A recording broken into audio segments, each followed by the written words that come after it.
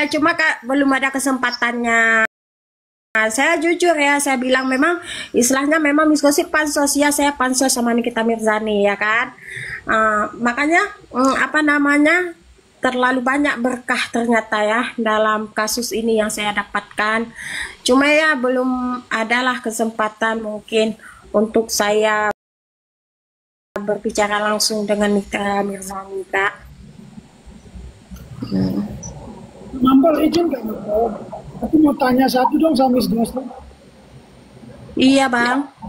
Saya Muhammad Yahya. Saya ingin tanya satu.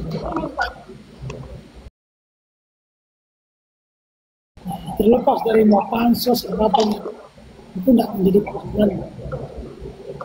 Iya. Saya lebih substantif sih. Dan sebelumnya Mas Gosip itu kan lebih kepada narasinya itu lebih kepada menyerang Nikita gitu. Lalu along the time berjalannya waktu Mas Gosip itu kan berubah arah. Bang Yamin, suara kecil. Coba bang di HP-nya. Nah, diangkat coba bang. 180 derajat saat ini narasinya itu kan berubah ya. Iya. Ini kan semua di media sosial. Saya yang menjadi pertanyaan buatku begini.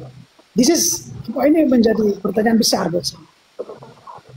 Biasanya kalau saya itu awalnya membela Mbak En, lihat saat ini kan saya membela Mbak En. Lihat. Saya bicara hukum pada dasarnya. Lalu tiba-tiba saya berubah seperti lawyer, ada pengacara mungkin yang tak punya integritas gitu ya. Iya. Maka yang sebelumnya menjadi pendukung saya, follow saya di TikTok itu, dia akan unfollow bahkan block. Nah, aku melihat begini di akun Mbak Miss Gosip, perkurangan follower itu nggak signifikan dari pihak sana. Itu bagaimana menurut Miss Gosip? Saya sih sebenarnya follower Bang. Mau di follow pun alhamdulillah, nggak di follow pun masalah, mau di unfollow pun ya terserah lah gitu ya kan. Yang penting ini inilah pendapat saya, ketika saya mendapatkan kebenaran saya harus up gitu. Nah bahkan ketika saya meng-up video bahwasannya ada kebenaran di pihak Nikita Mirzani, itu saya dicerca habis-habisan dari baik pengikut saya bahkan orang teman-teman saya ya. Nah itu, tapi saya kekeh, saya nggak mau take down, itulah pendapat saya. Di mana kan digaung-gaungkan kita mencari sila kelima bagi seluruh masyarakat Indonesia. Lah, saya juga seperti itu karena saya masyarakat Indonesia. Saya ingin sila kelima dari kedua belah pihak karena kedua belah pihak ini kan masyarakat Indonesia juga, Bang. Baik, terakhir Miss Gosip ya. Tentunya apapun narasi kita di ruang publik ini tidak mempengaruhi bagi Mbak Nikita Mirzani acara putusan pengadilan. Benar. Seandainya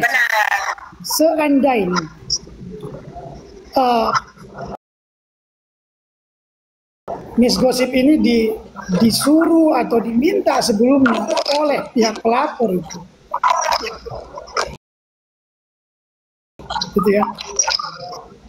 Seandainya Miss Gosip itu diminta atau let's say disuruh untuk membuat narasi yang berpihak kepada mereka dan menyerang NU, akan sangat lebih baik. Kalau itu bagian dari mengajak, begini aja ya, Miss Gosip kan bisa menemuin lawyernya tuh, ya, menemuin lawyernya, memberikan keterangan aja di pengadilan. Buat dong saya jadi saksi. bahwa saya ini disuruh sama ini untuk menarasikan yang buruk terhadap Nikita Mirzani. Itu mungkin akan menjadi sangat bumi dan langit itu. Menurut saya sih begitu. Itu akan sangat bermanfaat. Karena saya secara pribadi tidak pemahaman hukum. Ini jauh over kriminalisasi itu terlihat banget gitu loh.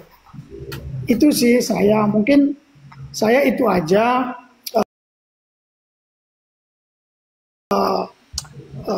Maksud abang lebih kayak untuk menebus kesalahan gitu bang. Kurang lebih. Bagaimanapun begini ya Kak Mambel ya. Kita mau bergaya apapun di muka bumi ini, kebahagiaan hati mana bisa dibohongi. Ya enggak? Kunci itu di unmute.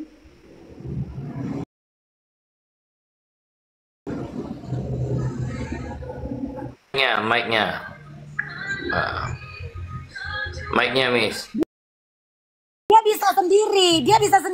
Dia cuma pura-pura gagok tadi, tapi bukan lumpuh. Cakap lah.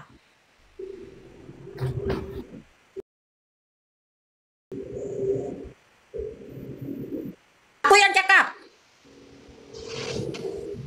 Udah. Jadi gini bang.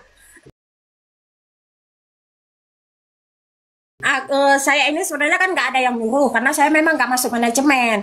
Nah saat ini sudah beredar ada chat-chat ya yang menyudutkan bahwa memang orang ini ada yang menyuruh dalam satu manajemen dan tidak masuk saya. Saya udah bilang sama Kak Intel kalau saya manajemen apa? Manajemen pembazaran lah cocoknya kita bilang. Ada perkumpulan kalian itu? Ada, tapi aku enggak lolos kualifikasi Kak menurut mereka gitu.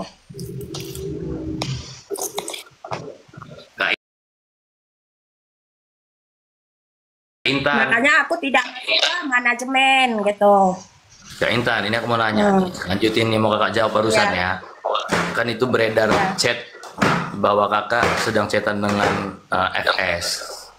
Disuruh berpura-pura tetap jadi baik biar nggak kelihatan sama pendukung NF. Itu bagaimana?